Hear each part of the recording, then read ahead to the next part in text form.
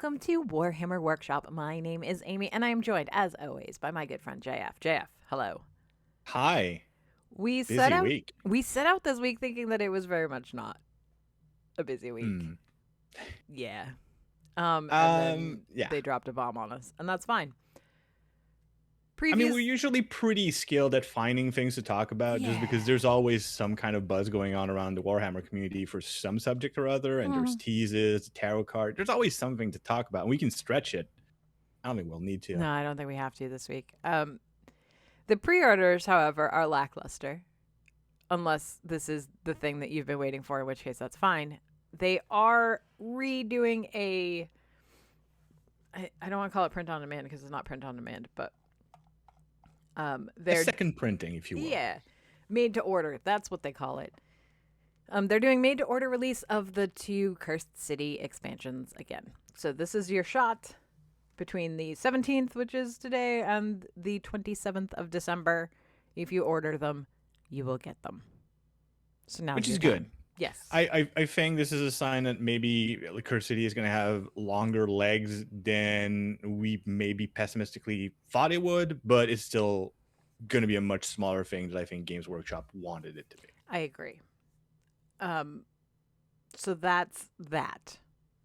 They are also, so they do specify that to play Nemesis, which is the second one, you will need Night Wars, but Night Wars is fully playable all on its own, so that's fine. We also have the Ultramarine and the Thousand Sons upgrade kits for Horus Heresy. Great. Fabulous. Great for the Thousand Sons. We've talked about the Ultramarine ones maybe being a little boring, but again, if you're a mega fan of any faction, even the smallest little details, like we've talked about how Horus Heresy is historical wargaming for Warhammer fans, and in those cases, like where the stitching goes on the uniform is a huge deal. So, you know what? I get it. These are the veteran helmets, which do look like they have like face huggers, which is weird, but that's okay, I guess. I'm sure cool. in person that's not the impression you have at all. No, no, but maybe that is you how do. it looks.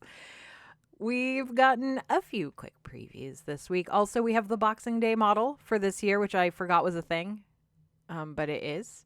And it is the... I know what he's called. Oh, the Abhorrent Ghoul King with the Crown of Delusion on his throne. I like this model an awful lot. It's a nice model. Cool display piece. Very brief, typical social media outrages. And I made the joke myself to you directly. Like, does he just drag his throne around the battlefield? I said yes. And yes, but also very quickly debunked by a series of people on social media showing other models with crazy pieces of equipment that they shouldn't be dragging around the battlefield. It's like, all right, I get it. The Sisters of Battle actively drag a corpse in a coffin to battle. So like, let's just go with it. But that's part of the shtick of the model. But there's so many examples of, and one of them is the that Auric dude with a cauldron is like he's casting magic, like he's cooking on the run with his big cauldron, just cooking his meth as he's going. Like I there's so many examples of this that it was so brief, the mocking of the model with the big stone throne, and so quickly put down that that was amusing to me, and I'm easily amused. It's very good. Here we go. So I might pick this guy up because he would fit in with all of my Cursed City models real pretty. Like I can justify him. So I have no reason to pick him up. Picking him up for me would be a huge pain in the ass. I still kind of want to do it. He'll be available online starting January 7th. So okay. Like, no, if I can do online, then I can order it online and have it delivered to the shop and pick it up any other day. Exactly. Also, I keep remembering, I could just call the shop and say, can you put one aside? Anyways, whatever. Yeah. It's a cool model. I'm glad they're still doing this, even though I forgot it existed. Yeah. Horsey Thursday gave us another tank. There's. I mean, what else are they going to give us? I don't know. I at this point don't know. I mean, I guess I'm hoping for maybe more stuff for not Space Marines, like some Horus Heresy Mechanicum stuff, or I think that will eventually happen, but there's so much Space Marine stuff to go through, and Horus Heresy is no matter how you cut it, it's Space Marines. Oops, all Space Marines forever. It is. So I'm afraid we're gonna have to live with that being the case. Yeah. On the other hand, it's a cool tank. It is very cool. I remember a year at Adepticon where the Forge World resin super expensive version of that tank was all the rage because it was so OP, and every Space Marine list had one, I believe, and it was it is the Typhus Heavy Siege Tank. Which shares a chassis with the Spartan, but instead of being a transport. I do love that they explain the lore of the tank as being something that Perturbo specifically ordered, and someone made the joke on Twitter about basically saying, "Hey, check this out, Mortarion. I had this tank named after that lieutenant you hate." That's pretty good. It's so good. Just like pointing out that maybe Games Workshop is running out of names on that big table they roll. We have also, yet again, more Necromunda characters. I feel like this is going somewhere. I don't know where. But, like, it's a lot. There have been a lot of characters lately. Here's the thing. I think it's cool. I like that they're doing it. I have no objections, and some of these characters look really dope. I don't think they're going anywhere with it. I don't think there's a plan behind it. Okay. I think they just have the Necromunda team, and they don't have a mandate. So the sculptors are just like the artists and sculptors just going at it and coming out with stuff. Like, I don't think they have a specific mandate for new teams and new gangs. Scenery is probably being handled by some slightly separate team, or like they have their own thing going on, which is clearly much more structured and planned. Yes. So yeah, no, I think they just, hey, Underhive medics, let's go. Let's do it. Hey, this Water guy, Guild. This guy sells stolen watches. All right. Yeah, exactly. Like, here we go. Like arms dealer that also sells baby crocodiles. Yep. But I if these models were in plastic and being sold in small kits or something like that, I would say, okay, maybe there's a plan because there's an investment. But because they're all Forge World resin, sorry, I hit my mic like an amateur. Because they're all Forge World resin, and thus they're not going to be in store. They're not going to be like, I don't think they're going to be part of, say, Warhammer Quest, Necromunda, and then you play all these characters, which would have been dope. But I don't think so, because of the format of how they're releasing it. I don't think that's the direction they're going, unfortunately. So there's just somebody at GW that's just really good at just sculpting dudes. Like, I made another guy. Great. Put it out. Yeah, and that's the thing. Like, if you're a company like Games Workshop and you've got a guy that he's employed at doing this and he's doing a good job, and between other projects, that's how he's filling his time. I mean, obviously you don't want him wasting his time. And if he's coming up with cool things, sure. I mean, this is how I do half my job. This week's rumor engine was interesting because we don't talk about rumor engine all of the time, but we did a couple weeks ago because it seemed very League of Votan, and here we are again with an axe that you're going ahead and declaring already. The reason I'm doing this is because usually, okay, it could be an Imperial Guard thing, maybe, I guess.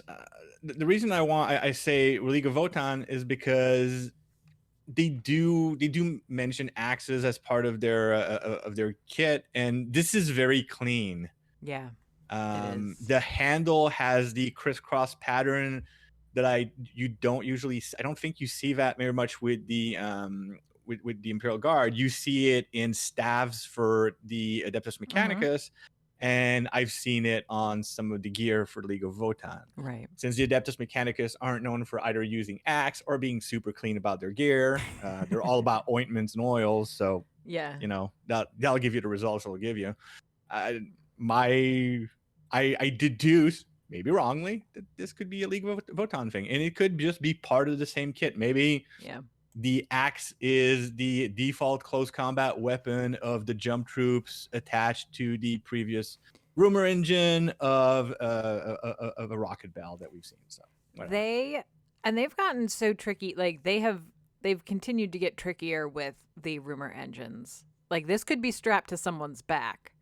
Whereas back in the day, they would have just like taken that picture and we would have known that fact. But now they like cut it all out real nice and they give us nothing. Which is good, I guess. No, it makes the rumor engine more fun. Which, look, I love the rumor engine. I'm happy with it. Mm-hmm. I'm happy that we get to salivate, and I love that every time a new model comes out that connects the rumor engine, someone somewhere will Photoshop the pieces of rumor engine on top of that model to go see this is what this was leading to. Yeah, it's great. It's honestly, like, the rumor engine and potato cam reports have been some of the greatest quality of life improvement Games Workshop has brought to the community since doing their whole Warhammer community thing. Yes. All right. So Games Workshop put out. We talk about Christmas.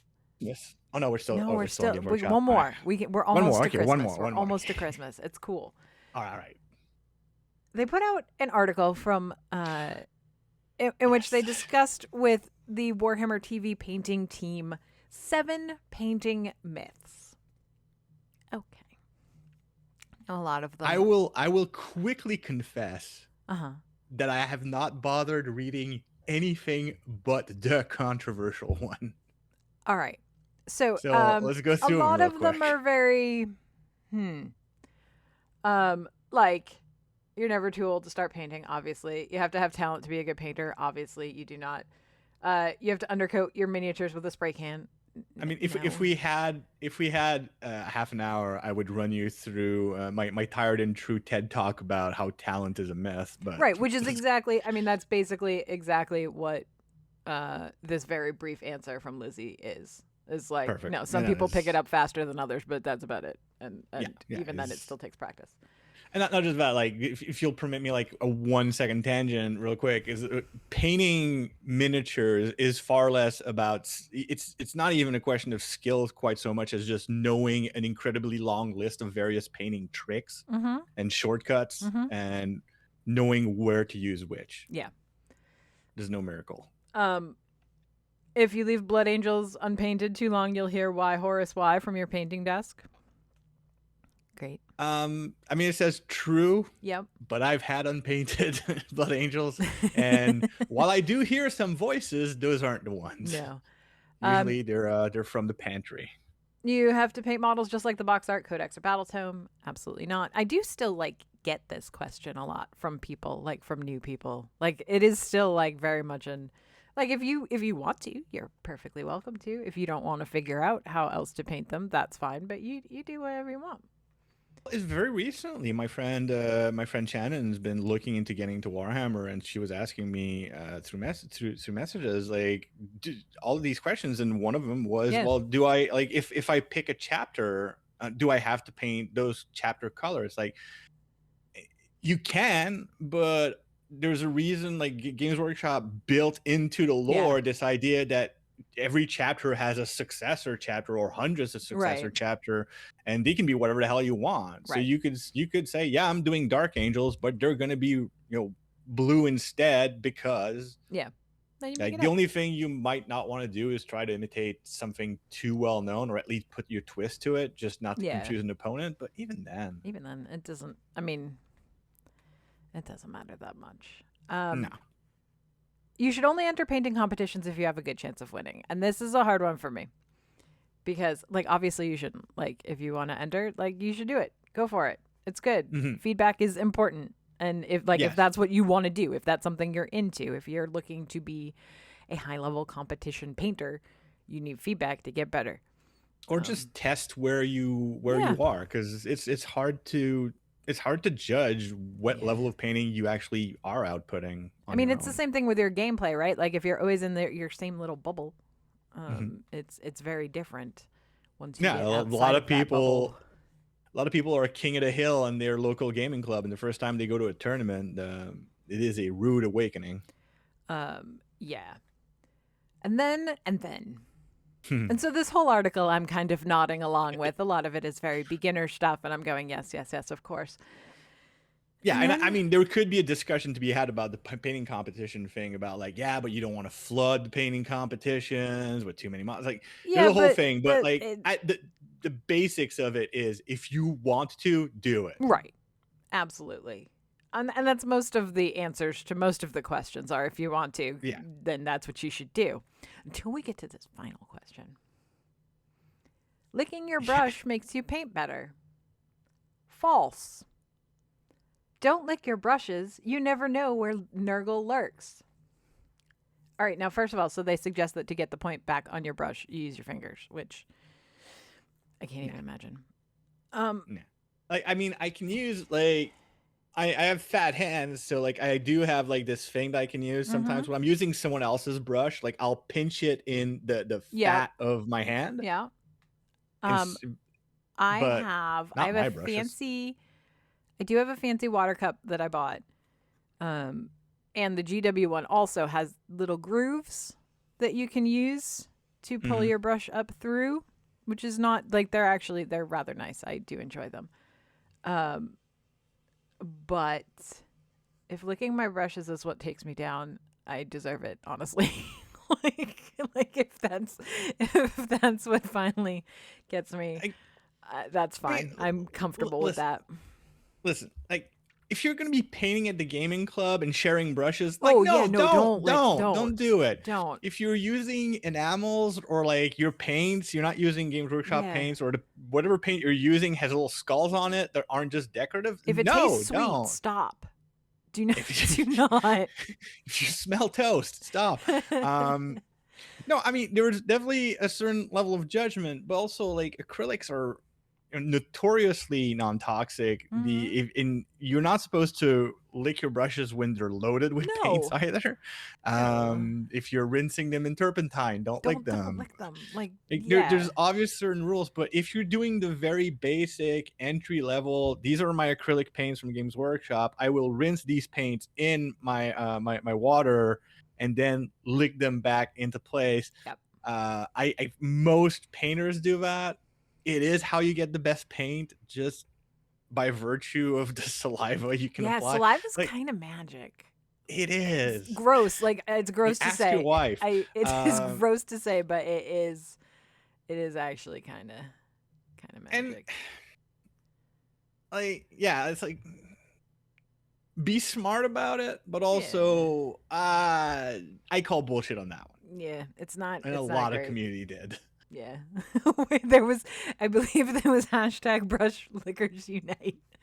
And I will join the Brush Lickers Union. Yeah, we're there.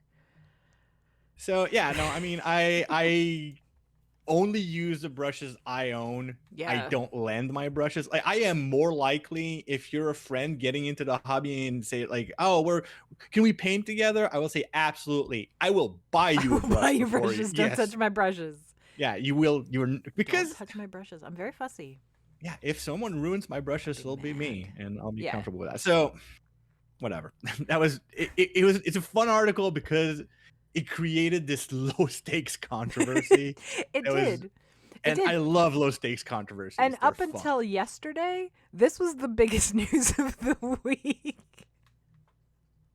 And yesterday, I don't know how far we want to go into the narrative of this, but the where this all started for me was Midnight Mass superstar Rahul Kohli tweeted, because we've been saying, if you're into any geek stuff and the DC universe and The Witcher, everybody's been watching with a little bit of sadness the crumbling career of one Henry Cavill. Like, I mean, that is dramatically put.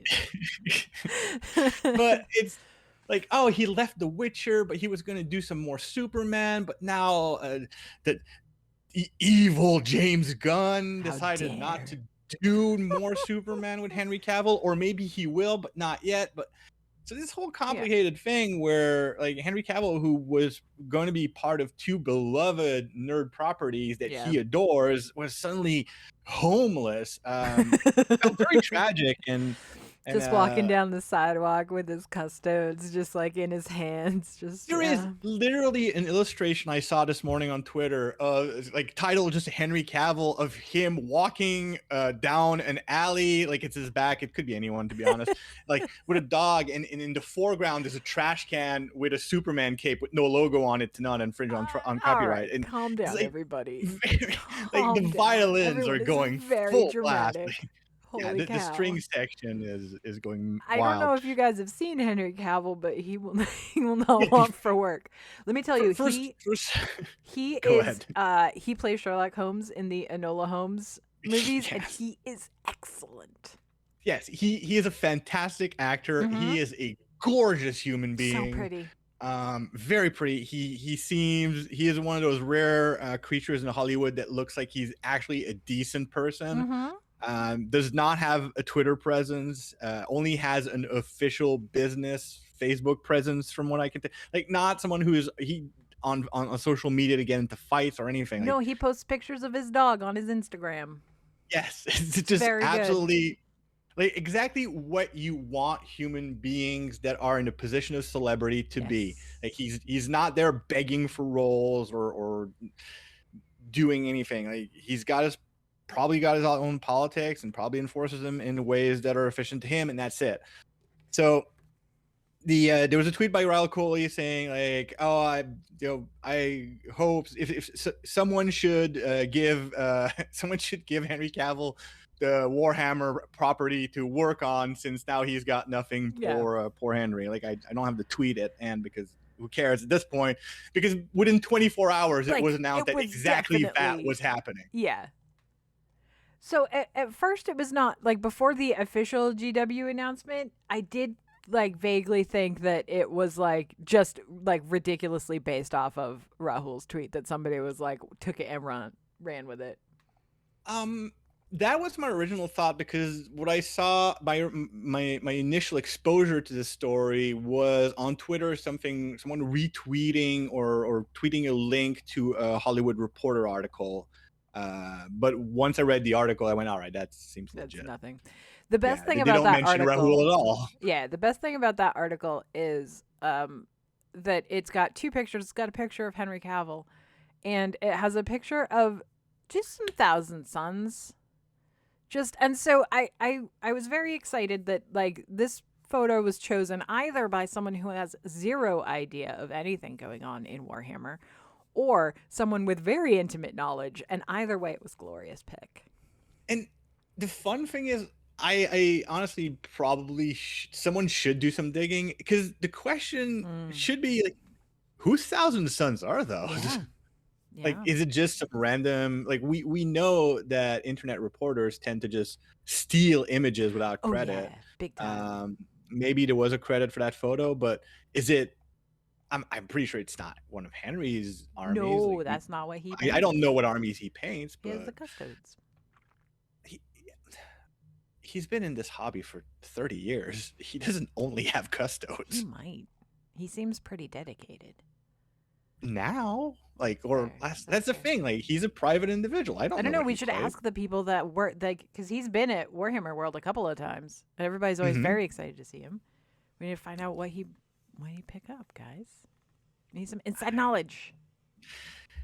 It would be interesting. Like at some point when they're doing press for this, I'm hoping that someone visits his hobby cave or whatever he has, and just he can show off what he does, and that would be a lot of fun. One of my favorite Henry Cavill things is like he's in an interview for, I want to say it was for The Witcher, and he's on this set that has this weird chandelier thing, and he's like stops the interview and he's like, I just gotta say that this thing looks just like a Blackstone fortress. I just need to tell someone, like people will have no idea. That and the one where someone was interviewing him and they started asking him Warhammer questions, and he got so excited to talk to somebody about Warhammer before realizing that these questions had been given to this person to ask Yes, him, and that they I've seen this. themselves knew nothing, and he was just so sad. He just wants somebody to talk about Warhammer with. And we're here, Henry. Well, we're here for here's you. Here's the thing. Yes, that is the vision that we have of Henry Cavill, because he goes into these interviews, which are a setting for a particular type of conversation. So being able to talk, like, I'm sure he's very excited and kind of disappointed when it doesn't work out to talk about Warhammer in these settings. But it has bred this very weird mythology that Henry Cavill, very wealthy, successful, probably socially capable human being, has no one to play with or talk to. The number of semi-celebrities on Twitter who are trying to get, like, oh no, come play at my place, Henry, we'll game. I guarantee you, Henry Cavill does not lack for Warhammer 40K opponents. I'm sure he's got friends or a local gaming store, a club, something. I want them to go visit his cave, like his hobby cave, and have it be like, you ever seen those model train enthusiasts that like their whole basement is a model train layout? Yes. That, but Warhammer, right? Like you're just gonna, it's just like. But here's the thing that's curious, and we're veering away from the point. I want to get back, and I want to read Henry Cavill's actual statement on this. But the thing is, level of involvement in the Warhammer hobby is fluid as hell. Oh yeah, like someone can be into building and painting figs and never playing, or building and painting figs and playing but never wanting to touch scenery. Yeah. So maybe all he has is just lines of curios with armies, or maybe he just has a box where he stores his current army. Here's my shoebox. Yeah, exactly. My shoebox with tissues. That could absolutely be something like that. Like it could be anywhere from what you described. Basically, when you step down into the Henry Cavill gaming cave, it is the Siege of Terra in all its glory with all the figs. Or I don't know, maybe he's got like a army transport or battle foam box, and that's it. Like it's such a fluid hobby. Yeah. So very quickly, I'm just going to read a statement because it's interesting, and I think it's very heartfelt for an official statement. So he says, for 30 years, I've dreamt of seeing a Warhammer universe in live action. Big same. Now, after 22 years of experience in this industry, I finally feel that I have the skill set and experience to guide a Warhammer cinematic universe into life. Partnering with Natalie Viscuso, I'm sorry, Natalie, at Vertigo, has been a blessing beyond words. Without her, we might not have found perfect home at Amazon. And having a home like Amazon will give us the freedom to be true to the massive scope of Warhammer. To all of you Warhammer fans out there, I promise to respect this IP that we love. I promise to bring you something familiar. And I endeavor to bring you something fantastic that is as of yet unseen. Our first steps are to find our filmmaker / creator, writer. Watch this space, my friends, for the Emperor. Very quickly, Henry, if somehow you stumble onto this and you need some absolutely inexperienced moron to fill in the role of writer, find my socials, I suppose. But yeah, no, it's obviously a lot of people have been reading a lot into this, and we can discuss some of the details if you want. Sure. Because the statement also came out with a very short animation of a fancy ass Aquila. So fancy. And a lot of people obviously tried to read as much as possible into the Aquila because it's holding lightning bolts. They're trying to figure out where in the setting it goes. Yeah. And honestly, it's new Aquila, whether it's holding lightning bolts or not, I don't think shoehorns it anywhere. No. But I do think that if you're going to read anything, the fact that half that Aquila is falling to pieces very good. Yeah. So I guess the general implications is that as the statement says, we're not just getting a TV series at Amazon, we're getting a sort of cinematic universe. I think that's the ambition. And to be honest, if you're going to be doing something that's not DC or Marvel, the Warhammer 40K franchise it's a very good place to go. Yeah, and I mean, especially with Dune doing as well as it did, which obviously, you know, the original lore of Warhammer borrows pretty heavily on Dune, which is fine. Like, that's fine. They never from everywhere. They do. And that is what makes it great. Yeah. And there's but you know, it's like that kind of, it's that same giant political scope. Yes. That Warhammer. This we have an emperor that may or may not be alive and is uncaring, and everything's a massive bureaucracy. And there's Yeah, exactly. Yeah, no, the half decaying Aquila is pretty fang. Very interesting. Yeah. So one of the biggest rumors is that, because the thing is, way back in the day, there used to be a rumor, not a rumor, actually, it was very official, that an Eisenhorn television adaptation was being shopped around. Sure. Frank Spotnez, who worked on other things, was set to be showrunner, and he was shopping it around at different places, but that was back in July 2019. So while the idea of an Eisenhorn television series on Amazon still sounds very good, and this may be it, I think that the certitude that we're walking into, and I'm part of this, like, I was, oh, this is gonna be Eisenhorn, of course. I mean, it's a good starting point. It's a good jumping on point for people who don't know the setting, right? But take it from me that within very few months, things can drastically change when you're trying to sell a property for distribution. Yeah. And Amazon probably has its own footprint on what they want to see. So maybe Eisenhorn is not what they settled on. And it is part of Henry Cavill's statement that he said, like, we're going to bring you something fantastic that is as of yet unseen.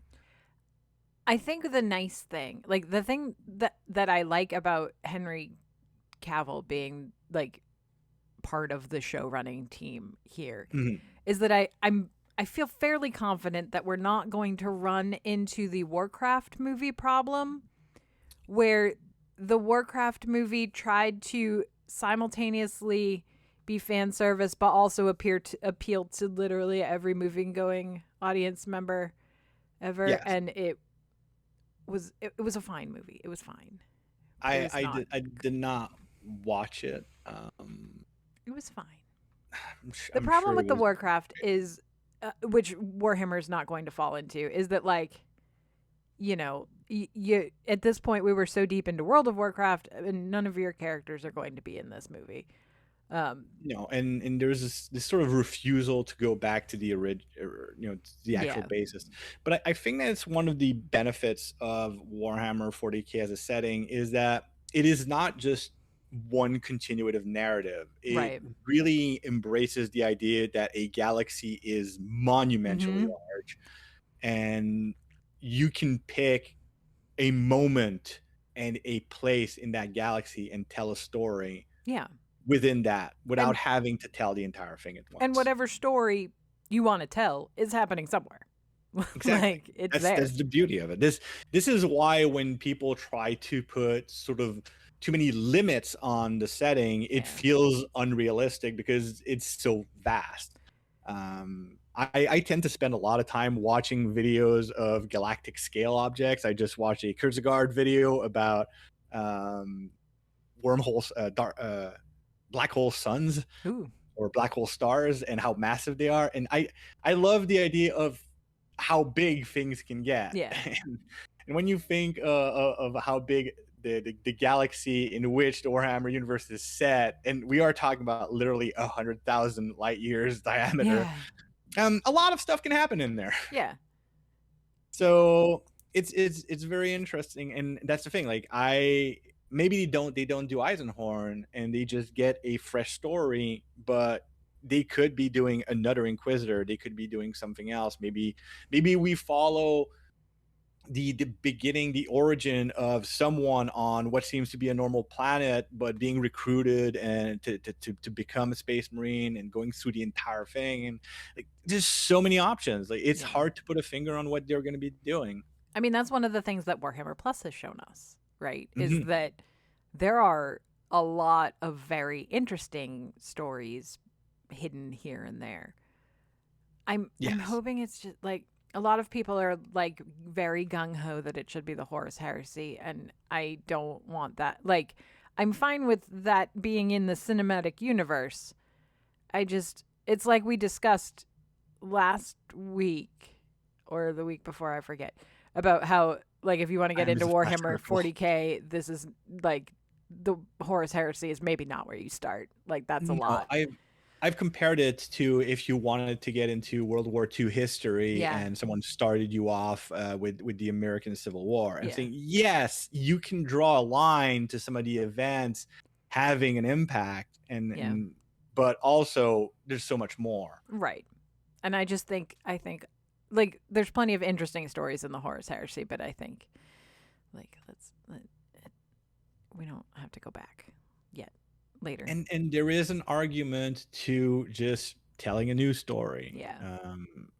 I mean, yes, seeing Eisenhorn brought to the screen would be fun, but at the same time, anybody that's read Eisenhorn is going to know exactly where it's going. It gives also a lot of ground for people to nitpick and complain about things being changed. Yep.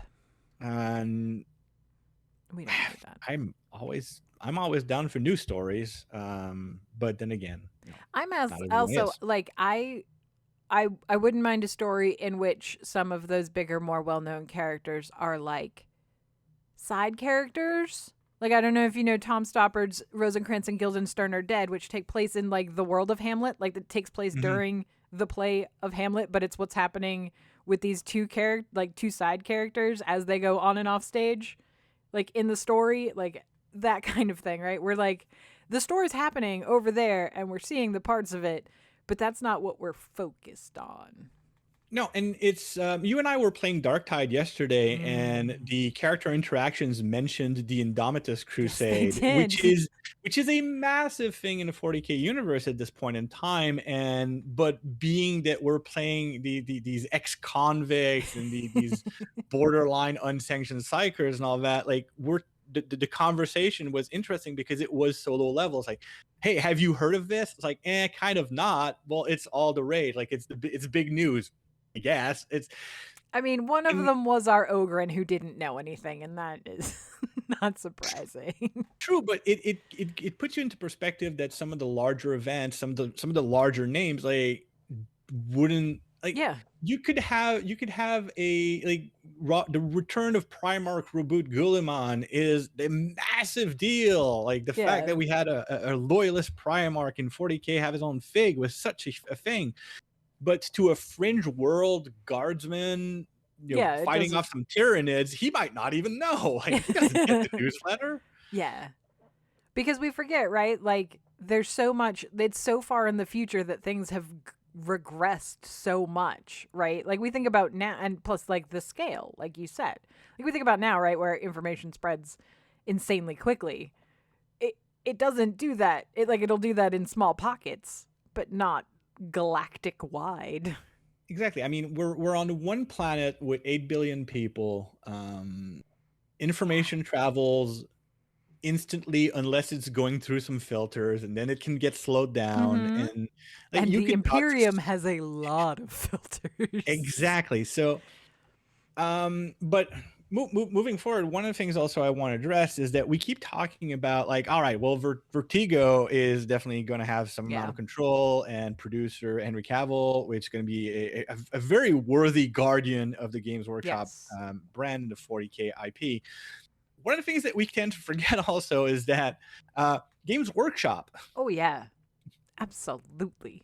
We've grown to think of Games Workshop as this friendly, like, this tiny little company that makes these cute little toys, and we keep forgetting that there's a reason they're in a position to have Henry Cavill. Like Henry Cavill is not bringing up this tiny little company from Nottingham to Hollywood level. Games Workshop has stores all over the world. They sell their products in dozens of languages.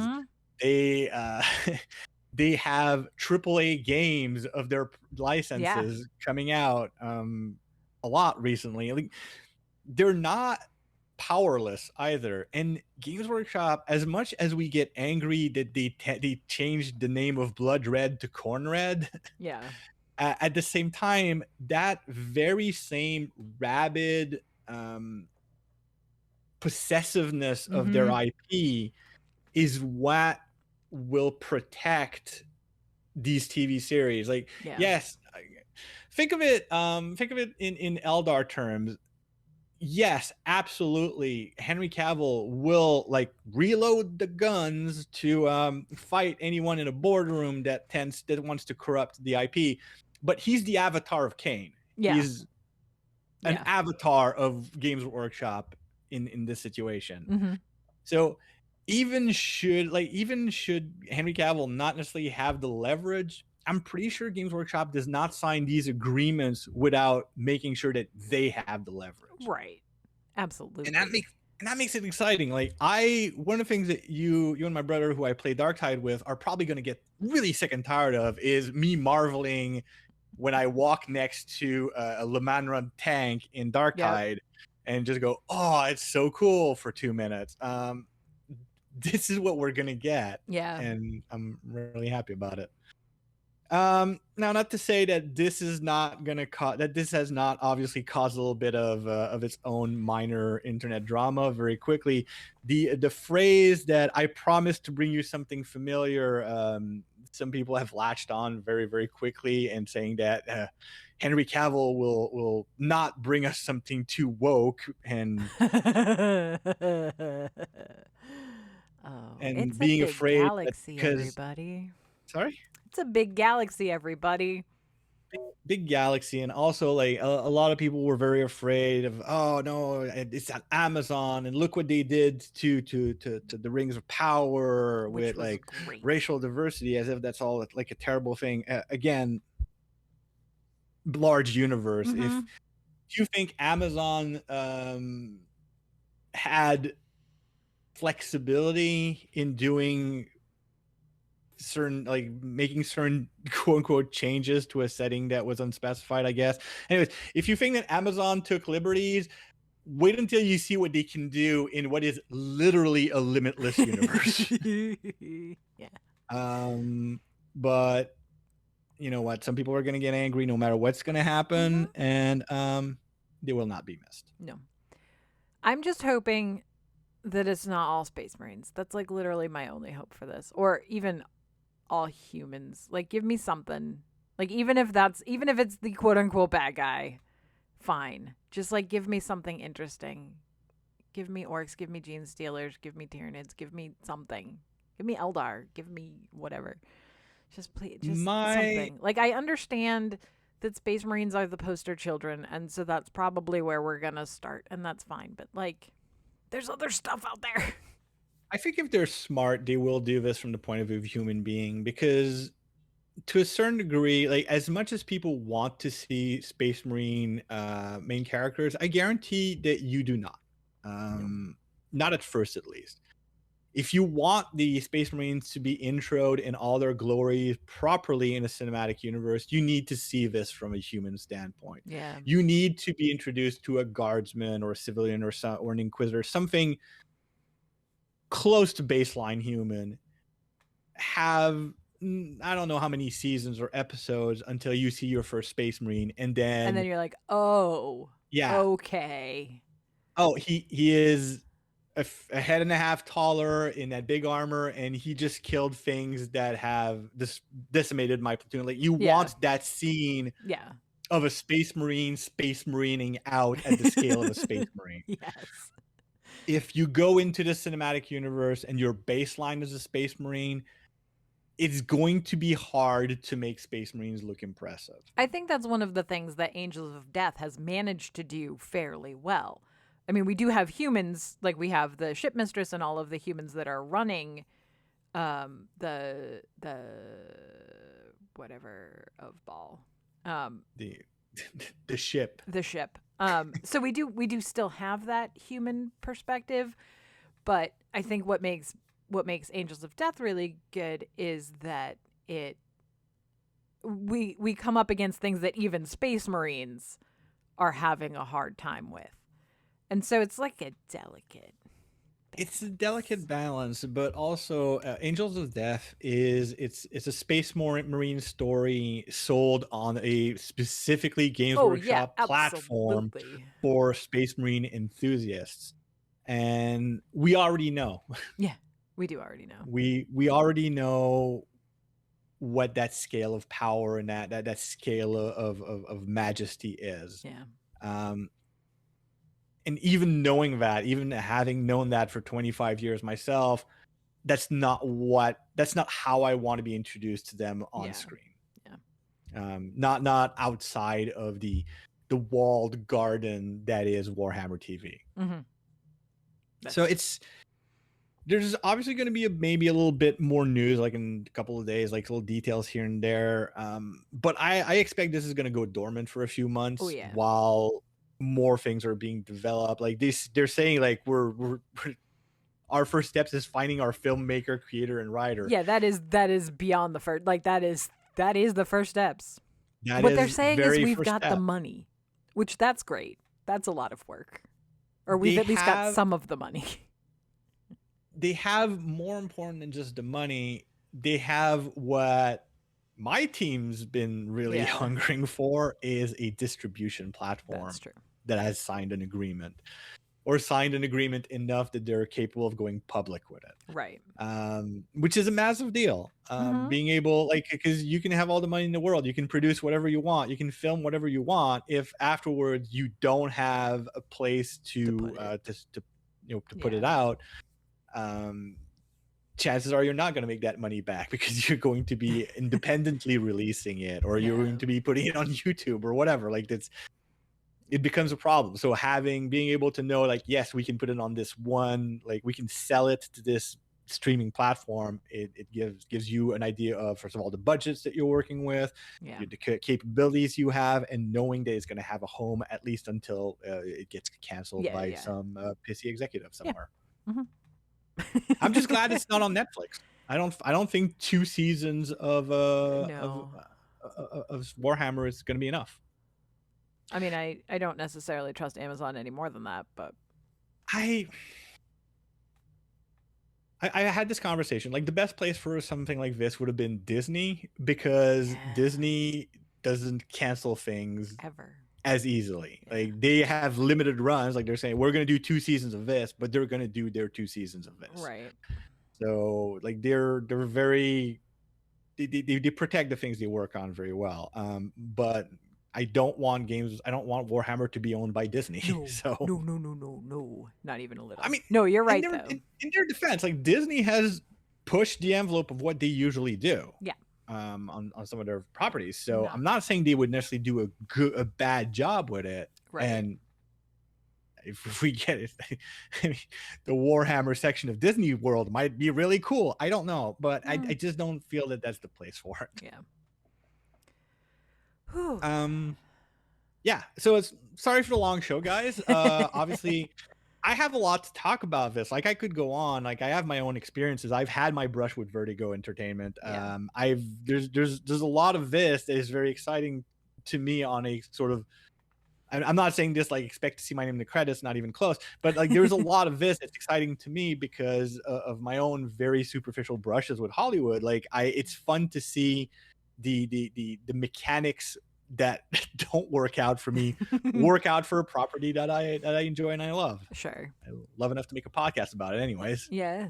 But yeah, like I'm with you in that we're going to like have this and maybe like a little bit more, and then we're not going to hear about it. And then everyone is going to complain all of the time about how we haven't heard anything about it. Oh, we're going to get at least 2 videos from the usual the usual suspects. The usual outrage merchants saying like sources say Henry Cavill's Warhammer 40K cinematic universe canceled at Amazon, and it's all going to be Sources bullshit. say Henry Cavill lit his models on fire in his backyard. And yes, no, absolutely. Like there's like we are going, like, brace yourself. The YouTube liars are coming. Yeah, they're already drafting their first.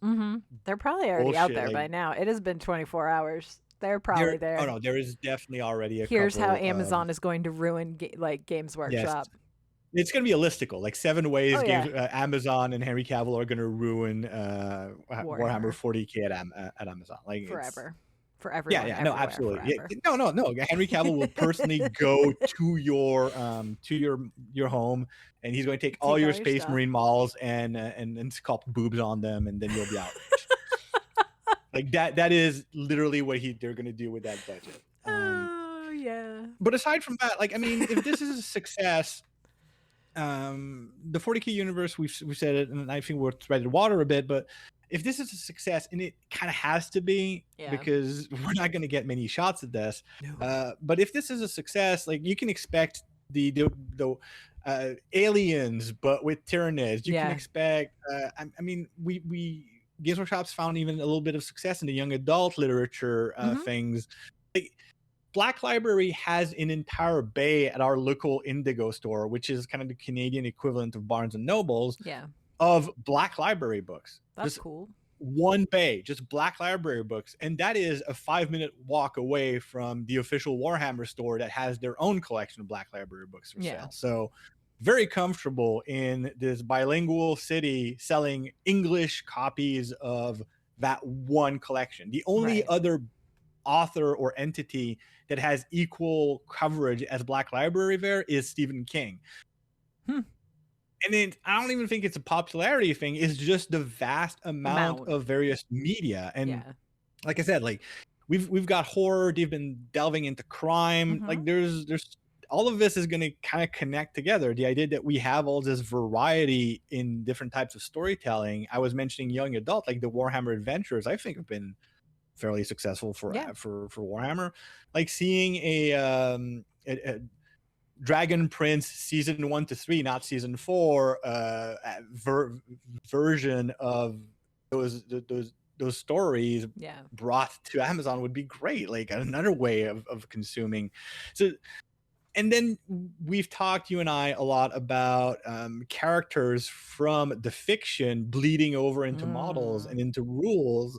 Whatever gets created, that's cool. If we see a very awesome ship or monster or faction emerge from the cinematic universe, having it bleed into the game is going to be exciting. Like, there's a very bright future that, if the product is quality enough, I don't want to encourage people to shut down the complainers, but maybe this is the time to shut them down.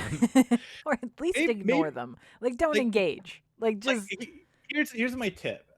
If whatever comes out of this you enjoy, and you see any algorithm on Facebook or YouTube suggest reasons why you should not enjoy it, don't click. No, not even. Don't hate watch. Just let it die. Don't let these people not have money and stop. There's plenty, like, aside from us, there's plenty of people that are doing legitimate, neutral reporting, if you will, on this on Warhammer. Find them, go to them, and let the outrage merchants not choke out the oxygen from the properties we love. I think that's goes around the subject quite a while. I'm going to take 45 seconds here, and I'm going to put forth my desire. All right. You've said this. I've just thought of this when you were talking about things bleeding back into the game. So, who is it? Mantic that owns all the Star Wars stuff now? I forget. Is it? No, I forget who it is that does Mythic. I don't know. But whoever's doing all the X-Wing and all of those Legion and all those Star Wars tabletop games now, they're putting out another Star Wars game, and it is a bigger scale than 28/32. So this has already got me thinking about This is the scale that Inquisitor used to be. Yes, 52, 54 millimeters. Something like that. So what if, as you say, this story is focused on a human, like we start from a human perspective, and let's say that it is the Inquisition, and let's say that maybe we get Inquisitor back in a big scale. And wouldn't that be delightful? Wouldn't that be the Adepticon announcement that would that'll be next year. All our pants off. Yeah. Just 1,000 nerds without pants in that auditorium. So I just wanted to like put that out into the universe here, since I thought of it for other people to enjoy. I would be absolutely down. I think I still have an Inquisitor core book, and listen, you and I have freaked out and yelled at the very presence of a demon host while playing Dark Tide. No. That is very much the vibe of the Inquisitor tabletop game. So yeah, bring that back. That would be great. There you go. So yeah, that's a lot. Sorry. Obviously, we went long because this is very exciting news. This is news that very much like Henry, we've been wanting for 30 years. But on the other hand, we probably will not have another show until at least after Christmas. We may do a little something between the two holidays. We'll see. If not, we'll probably only see you guys in the new year. Yeah.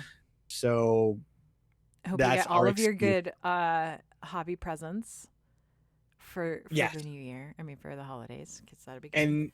And if you don't receive anything from your loved ones for hobbies, remember, if Grandma gives you a few dollars, you can always go spend that somewhere. Yeah. My first Warhammer army was purchased with a American Express gift card I got for Christmas. So there we are. It's totally doable. You can do it.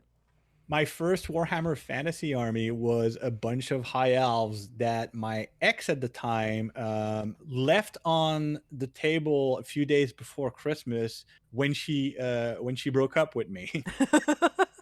Great. Very bittersweet. Perfect.